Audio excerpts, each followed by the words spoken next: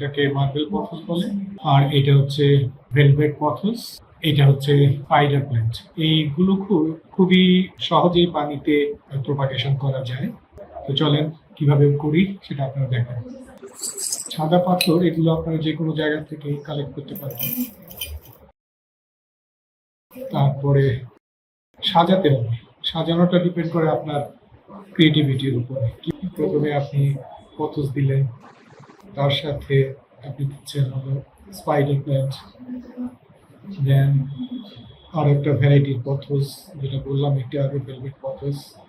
সবগুলোকে সুন্দরভাবে সাজিয়ে নিয়ে এখন আপনি বাকি পাথরগুলো শক্ত করে গোড়াটাকে আটকে রাখার জন্য চারিদিকে সুন্দরভাবে দিয়ে দিন।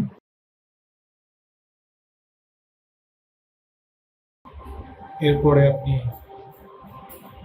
সুন্দর করে পর্যাপ্ত পরিমাণে পানি দিয়ে দেবেন। এরপরে একটু পানি স্প্রে করে দেবেন উপরে। হয়ে গেল আমার একটা কম্বো প্যাকেজ তৈরি করে দিলাম। Thank you.